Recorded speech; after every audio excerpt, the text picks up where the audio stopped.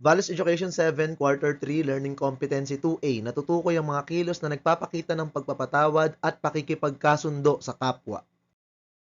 Ano ang kahulugan ng pagpapatawad? Ayon sa Journal of Consulting and Clinical Psychology at American Psychological Association Dictionary of Psychology, ang pagpapatawad ay personal na pagpapasya ng pagwawaksi ng galit, hinanakit, at kagustuang makaganti laban sa taong nagkasala. Ayon naman sa Psychology Today, ang pagpapatawad ay prosesong emosyonal na nagpapabago ng isip, damdamin, at kilos tungo sa taong nagkasala. Ito ay paraan upang hilumin ang sariling damdamin. Narito ang isang maikling kwento tungkol sa pagpapatawad. Isang araw, kinuha ni Clay nang walang paalam ang ballpen ni Hannah. Nang mapansin ni Hannah na nawawala ang ballpen niya, sumama ang loob niya. Lumipas ang mga araw at hindi na muling nakita ni Hannah ang ballpen niya. Kahit na masama ang loob, nagpasya siyang patawarin ang kung sino mang taong kumuha ng kanyang ballpen. Napagtanto niya na ang pagkakaroon ng sama ng loob ay hindi makabubuti para sa kanyang sarili.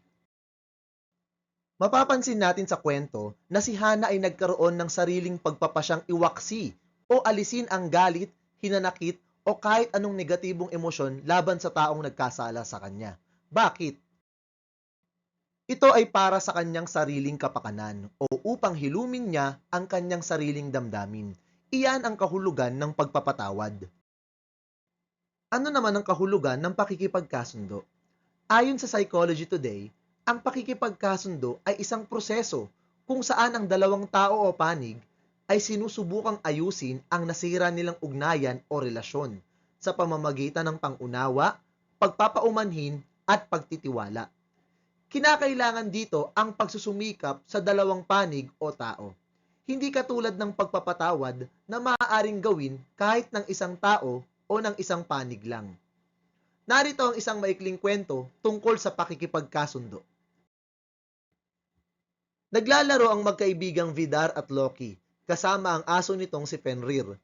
Dala ng kakulitan, sinipa ni Vidar ang aso. Labis itong ikinagalit ni Loki at napagpasyang iuwi si Fenrir upang gamutin. Lumipas ang mga araw, ngunit patuloy ang galit ni Loki kay Vidar. Isang araw, kumatok si Vidar sa bahay ni Loki. Nakita ni Loki ang sinseridad sa mukha ni Vidar at naramdaman niyang humihingi ito ng tawad. Nangako si Vidar na hindi na uulitin pa ang ginawa. Humingi rin ng tawad si Loki sa kanyang naging reaksyon. Dahil dito, nagkasundo sila at muling naglaro ng masaya kasama si Fenrir. Sa pakikipagkasundo, makikita natin ang presensya ng paghingi at pagbibigay ng paumanhin ng dalawang panig. At ito ay nilalakipan ng unawaan at pangangako sa isa't isa upang ayusin ang nasirang ugnayan o relasyon. Mahihinuhan natin dito na ang pagpapatawad at pakikipagkasundo ay hindi magkapareho. May mga pagkakataon na nagpapatawad tayo kahit hindi nakikipagkasundo. Ano nga ba ang pagkakaiba ng pagpapatawad at pakikipagkasundo? Ang pagpapatawad ay nakatuon sa pagpapakawala ng negatibong emosyon. Samantala ang pakikipagkasundo nakatuon din sa pagpapakawala ng negatibong emosyon, subalit may layunin na ipanumbalik ang relasyon. Ang pagpapatawad ay maaaring mangyari kahit hindi humingi ng tawad ang nagkasala. Sa pakikipagkasundo naman, kailangan ng pagsusumikap ng taong nagkasala at ng taong ginawan ng kasalanan. Sa pagpapatawad, ang ugnayan o relasyon ay maaaring hindi maging maayos pagkatapos itong isagawa. Samantalang sa pakikipagkasundo, hinihingi ang tawad, pangunawa at pangangako ng isa't isa upang maging maayos ang relasyon. Ang pagpapatawad ay isang panloob na proseso upang hilumin ang damdamin. Samantalang ang pakikipagkasundo ay nangangailangan ng bukas na komunikasyon sa dalawang panig. At maaaring magpatawad ang isang tao nang hindi nakikipagkasundo. Samantala, isa sa mga sangkap ng tunay na pakikipagkasundo ay pagpapatawad. Ang pagpapatawad ay isang proseso kung saan ang isang tao ay pinipili na bitiwan ang galit o sama ng loob, kahit hindi humingi ng tawad ang may kasalanan sa kanya. Ang pakikipagkasundo naman ay isang mas malalim na proseso kung saan parehong nag-e-effort ang dalawang panig para muling ibalik at palakasin ang kanilang relasyon, kasali na ang pagpapatawad. Bagamat hindi magkapareho ang pagpapatawad at pakikipagkasundo, kung ito ay gagawing may pagpapakumbaba, ang dalawang ito ay magdudulot ng paghilom ng sarili, pagbuo ng nasirang ugnayan, at pansariling paglago. Pagsasanay. Isulat ang T kung ang sitwasyon ay naglalarawan sa pagpapatawad o S kung pakikipagkasundo. 1. Labis na nalungkot si Sarah nang masira ng kanyang kapatid na si Mark ang kanyang laruan. Sa paglipas ng panahon, nagpa siya si Sarah na alisin ang kanyang lungkot at sama ng loob na nararamdaman sa kapatid kahit na hindi ito humingi ng tawad sa kanya. 2. Aksidenteng natapunan ni Carl ng tubig ang assignment ni Mia. Agad siyang humingi ng paumanhin at napatawad siya ni Mia. Pagkatapos, pinagtulungan nilang ayusin ang nasirang assignment at dahil dito, naging mas matatag ang kanilang pagkakaibigan. Number 3. Nainis si Liz sa kanyang kamag-aral na si Rachel dahil sa pagpapakalat nito ng chismis tungkol sa kanya. Pinatawad niya ang kamag-aral, subalit ayaw na niyang makipagkaibigan dito. Number 4. Tinanggap na ni Bebelyn sa kanyang puso na hindi na siya mababayaran pa ni Nenelyn sa mga utang nito, subalit nagpasya rin siya na hindi na muling magpapautang sa kanya kahit kailan. Number 5. Nagalit si Jai sa kanyang anak na si Kai dahil sa hindi nito pagtulong sa gawaing bahay. Agad na humingi ng paumanhin si Kai at ipinaliwanag naman ni Jai ang dahilan ng kanyang galit. Gumaan ang pakiramdam ng isa't isa at magkasama na lang ginawa ang paglilinis ng bahay. College Education 7 Quarter 3 Learning Competency 2B. Nahihinuha na ang pagpapatawad at pakikipagkasundo sa kapwa ay nakatutulong sa pagbuo ng sarili at nasirang ugnayan sa pamilya at kapwa kung isinagawa ng may kababaang loob.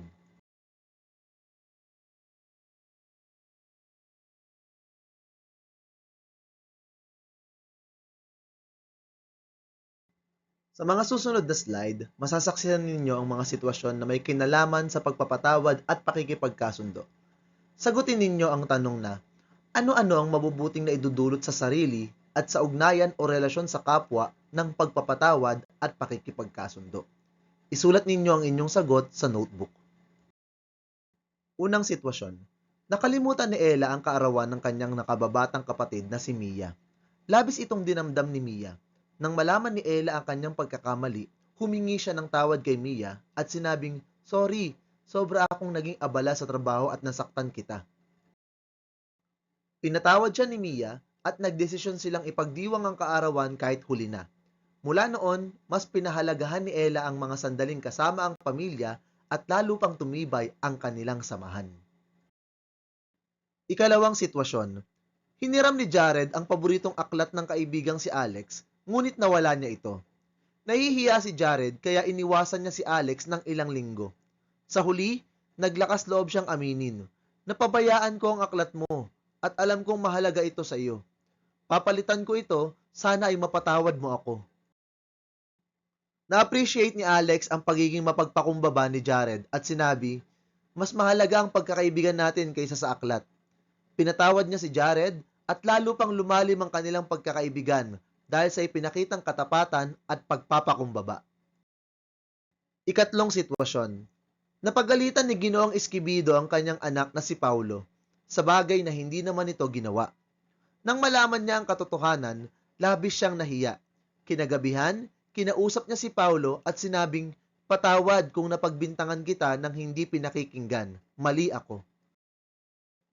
Pinatawad siya ni Paulo at nag-usap sila ng masinsinan tungkol sa pag-iwas sa mga ganitong hindi pagkakaintindihan. Lalo silang naging malapit sa isa't isa dahil natutuwa nila ang halaga ng komunikasyon at pagpapakumbaba. Ikaapat na sitwasyon. Habang gumagawa ng proyekto, hindi naintindihan ni Rhea ang idea ni Nathan at nasabi niya na wala itong ambag. Nasaktan si Nathan ngunit kalmado niyang ipinaliwanag, "Ako ang gumawa ng research part. Mukhang hindi lang tayo nagkaintindihan." Napagtanto ni Rhea ang kanyang pagkakamali at humingi siya ng tawad. "Patawad, Nathan. Hindi kita dapat hinusgahan agad." Pinatawad siya ni Nathan at bumuti ang kanilang teamwork. naging matagumpay ang proyekto at naging mas malapit silang magkaibigan. Ikalimang sitwasyon. Hindi sinasadyang nasira ni Eman ang paboritong kwintas ng kanyang ina habang naglalaro. Sa halip na itago ang katotohanan, nilapitan niya ang kanyang ina at inamin, "Nasira ko po ang kwintas mo habang naglalaro. Patawad po. Mag-iipon ako para maipaayos ito." Nalubag ang loob ng kanyang ina at ikinatuwa ang pagiging tapat ni Eman at sinabing, "Okay lang anak, nangyayari talaga ang pagkakamali. Ang mahalaga, inamin mo ito. Salamat." Lalong lumalim ang tiwala nila sa isa't isa.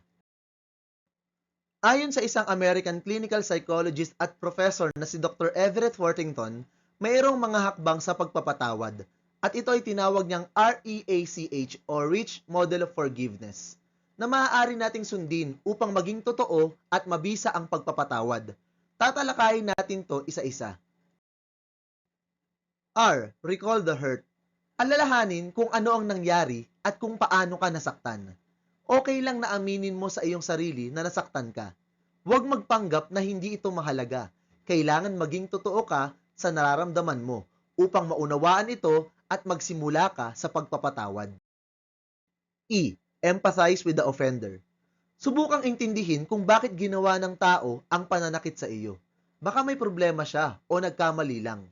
Ang pag-unawa ay hindi nangangahulugan na tama ang ginawa niya, pero makatutulong ito sa iyo para maintindihan ang kanyang pananaw, mawala o maibsan ang galit na nararamdaman at makita ang sitwasyon ng mas malinaw. A. Altruistic gift. Ang pagpapatawad ay parang pagbibigay ng regalo. Ginagawa mo ito dahil gusto mo, hindi dahil karapat-dapat ang tao. Isipin ang mga pagkakataon na pinatawad ka rin ng iba at kung paano ito nakapagpagaan ng iyong pakiramdam.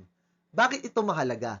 Ang pagpapatawad ay nagbibigay ng kalayaan sa sarili mula sa bigat ng galit at sakit. C. Commit.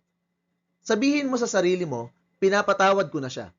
Pwede mo itong isulat, bigkasin ng malakas, o isipin lang. Ang mahalaga, magdesisyon ka at panindigan ito. At H. Hold on to forgiveness. Minsan babalik ang galit o sakit. Kapag nangyari iyon, paalalahanan mo ang iyong sarili na pinatawad mo na ang tao. Huwag nang hayaang bumalik ang bigat ng nararamdaman mo. Gawin mo ito upang pigilin ang pagbabalik ng negatibong damdamin at upang mapanatili ang kapayapaan ng loob.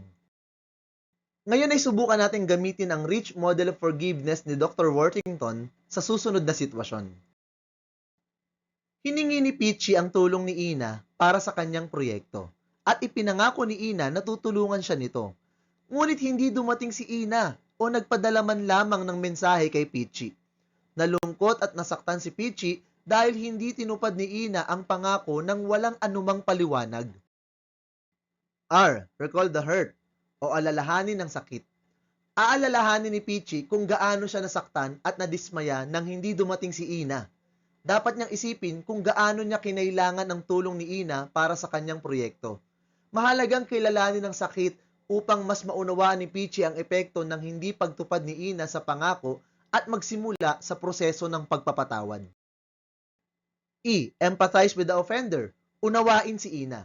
Iisipin ni Peachy ang mga dahilan kung bakit hindi tinupad ni Ina ang pangako. Baka may ibang bagay na mas mahalaga na kailangang gawin si Ina. O baka nakalimutan niya. Uunawain ni Peachy na baka si Ina ay naging abala o stressed kaya hindi niya nagawa ang ipinangako. Ang pag-unawa sa sitwasyon ni Ina ay makatutulong kay Peachy upang hindi na magalit at makita na hindi naman siguro sadyang pinili ni Ina na masaktan siya. A. Altruistic gift o magpatawad bilang isang regalo. Magpapasya si Peachy na patawarin si Ina dahil nauunawaan niyang lahat tayo ay nagkakamali. Naiisip ni Peachy na ang pagpapatawad ay hindi ibig sabihin na tinatanggap ang hindi pagtupad sa pangako bilang tama, kundi isang paraan para alisin ang sama ng loob at magsimula ng paghilom. Mahalagang ibigay ang pagpapatawad bilang isang regalong ibinibigay ni Peachy sa kanyang sarili upang makapagpatuloy siya ng may kapayapaan at hindi dalhin ang galit. C. Commit o magpasyang magpatawad. Patatawarin ni Peachy si Ina. Alam niyang hindi siya kailangang makalimot, pero pipiliin niyang magpatuloy mula sa sakit. Pupunta si Peachy kay Ina at mahinahong ipapaliwanag kung gaano siya nadismaya, ngunit sabihin din na pinatawad niya ito. Ang pagpapasya na magpatawad ay makatutulong kay Peachy na muling makontrol ang kanyang damdamin at magsimula ng proseso ng pag-aayos ng kanilang pagkakaibigan. At H, hold on to forgiveness o manatili sa pagpapatawad. Maaaring maramdaman pa rin ni Peachy ang kaunting sakit o kung marinig niyang hindi pa rin tumutupad si Ina sa mga pangako. Ipapaalala ni Peachy sa kanyang sarili na pinatawad na niya si Ina. Pipiliin ni Peachy na hindi na patagalin ng sakit at ituloy na lang ang kanilang pagkakaibigan. Ang pagpapatuloy sa pagpapatawad ay makatutulong kay Peachy na hindi magdala ng galit at puot at makapagpatuloy siya ng buo at masaya. Kung matutupad natin ang prosesong ito, makatutulong ito sa atin upang hilumin ang ating sarili, buuin ang nasirang relasyon, at palaguin ang sarili. Paghilom o pagbuo ng sarili. Kapag nanatili tayong galit o paulit-ulit nating iniisip kung paano tayo sinaktan ng iba, parang may dala tayong mabigat na backpack na puno ng negatibong damdamin. Ang pagpapatawad ay parang pag-aalis ng backpack na iyon. Nakatutulong itong alisin ang sakit at ibalik ang saya at kapayapaan sa ating puso. Ang pagpapatawad ay nagpapagaan ng pakiramdam at nagbibigay daan para mag-focus tayo sa kasiyahan kaysa sa sakit. Pagbuo ng nasirang ugnayan. Ang pagpapatawad ay nakatutulong para muling mapalapit ang mga tao sa isa't isa. Kapag sinabi nating pinapatawad kita, ipinapakita natin na nais nating ayusin ang pagiging magkaibigan o pagiging malapit bilang pamilya. Tumutulong ito para mag-usap, magkaintindihan, at magtiwala muli ang isa't isa. Ang pagpapatawad ay parang paggawa ng tulay para muling mag-connect pagkatapos ng isang hindi pagkakaunawaan. At pansariling paglago. Ang pagpapatawad ay nagpapakita na tayo ay matatag at matapang. Ibig sabihin, hindi natin hinahayaang kontrolin ng mga masamang nangyari ang ating damdamin. Kapag nagpapatawad tayo, mas nagiging mabuting tao tayo dahil natututo tayong umunawa sa iba at magmalasakit sa kanilang nararamdaman. Ang pagpapatawad ay tumutulong sa atin na mas maging mahusay sa pagharap sa mga problema at sa paggawa ng mas magandang relasyon sa hinaharap. Ating bigyang diin muli, ang pagpapatawad at pakikipagkasundo ay mahalaga upang hilumin ang sarili, buuin ang nasirang relasyon, at palaguin ang sariling pagkatao. Bilang pagwawakas, ating baunin ang mga salita ng Diyos na ito mula sa Biblia. Magpasensya kayo sa isa't isa at magpatawad kayo kung may hinanakit kayo kanino man. Magpatawad kayo gaya ng pagpapatawad sa inyo ng Panginoon. Values Education 7 Quarter 3 Learning Competency 2C na ilalapat ang mga sariling kilos ng pagpapatawad at pakikipagkasundo sa kapwa. Kung magkasala sa iyo ang iyong kapatid, puntahan mo siya at pagsabihan mo tungkol sa kanyang pagkakamali. Gawin mo ito na kayong dalawa lamang. Kung siya'y makinig sa iyo, napanumbalik mo na ang iyong kapatid. Ano ang nais ipahiwatig sa atin ng mensaheng ito? Bakit mahalaga ang pagpapatawad at pakikipagkasundo sa kapwa? Sa nagdaan nating aralin, natutuhan natin na ang pagpapatawad at pakikipagkasundo ay nakatutulong sa atin na hilumin ng sarili, ayusin ang nasirang ugnayan, at palaguin ang pagkatao. Ngayon, sa pamamagitan ng isang gawain, inyong ipakikita ang sarili ninyong paraan ng pagpapatawad sa taong nagkasala sa inyo. Mag-isip ng sariling karanasan na kung saan ang iyong kapwa, maaaring siya ay kamag-aral, kaibigan o kamag-anak, ay may nagawang masama sa iyo na nakasakit sa iyong damdamin. Sagutin ang mga sumusunod na tanong. Ano ang nagawa niya na nakasakit sa iyong damdamin? Ano-ano kaya ang mga dahilan niya kung bakit niya nagawa iyon? Ano-ano ang mabubuting maidudulot sa iyo kung patatawarin mo siya? At paano mo siya patatawarin? Kakausapin ba o patatawarin ng hindi ipinapaalam? At bakit? Isulat ang iyong sagot sa isang malinis na papel. Ito ay iyong ibabahagi sa klase. Halimbawa para sa unang tanong, ano ang nagawa niya na nakasakit sa iyong damdamin? Pinagalitan ako ng group leader namin sa harap ng iba naming kamag-aral at ako ay napahiya. Pangalawang tanong, ano-ano kaya ang mga dahilan niya kung bakit niya nagawa iyon? Maaaring siya ay frustrated lang, maaaring hindi niya lang maintindihan ang ginawa ko para sa pangkat, o maaaring may dinaramdam siya kung kaya maikli ang pasensya niya ng mga oras na iyon. Pangatlo, ano-ano ang mabubuting maidudulot sa iyo kung patatawarin mo siya? Mas mauunawaan at makikilala ko siya. Hindi ako magkakaroon ng taong kinasasamaan ko ng loob sa paaralan. Magiging mas magaan ang pakiramdam ko. At panghuli, paano mo siya patatawarin at bakit? Kakausapin ko siya ng dalawa lang kami at ipapaliwanag ko sa kanya ang ginawa ko para sa pangkat at kung bakit ako nasaktan sa ginawa niya. Sasabihin ko sa kanya na pinapatawad ko na siya. Gagawin ko ito upang maging magaan ang pakiramdam naming dalawa at upang makagawa kami ng mas maayos. Kung ating isasabuhay ang pagiging mapagpatawad at mapakipagkasundo, malilinang sa atin ang pagpapahalaga sa kababaang loob o humility. Ano nga ba ito? Ang kababaang loob o humility ay ang kakayahan nating kilalanin ang ating mga kahinaan at pagkakamali ng walang pagmamataas, habang bukas tayong tumatanggap ng kritisismo ng may paggalang sa iba. Ito ay hindi nangangahulugan ng pagpapababa sa sarili, kundi ng pagkakaroon ng tamang pagtingin sa sariling kakayahan at pag-unawa sa halaga ng ibang tao. Ang pagpapatawad at pakikipagkasundo ay nangangailangan ng kababaang loob dahil dapat nating tanggapin na ang lahat ng tao, kasama tayo, ay nagkakamali. Ang pagiging mapagpakumbaba ay tumutulong sa atin na huwag masyadong tumutok sa ating pride o galit, kundi sa halip ay unawain ng iba at magpatawad mula sa puso. Hinihikaya tayo nitong muling buksan ang komunikasyon sa taong nagkasala o nasaktan natin. Sa pamamagitan ng humility, natututo tayong aminin ang ating pagkakamali kung tayo ang nagkamali, o tanggapin ang paghingi ng tawad ng iba nang walang pag-aalinlangan. Bakit mahalaga na tayo ay maging mapagpakumbaba o magkaroon ng mababang loob? Una, ang kababaang loob ay nagdudulot ng mas maayos na pakikitungo sa ibang tao. Kapag tayo ay mapagpakumbaba, mas madali tayong nakikinig, umuunawa at tumatanggap ng pagkakamali na nagiging daan para mapanatili o maibalik ang tiwala at respeto sa bawat isa.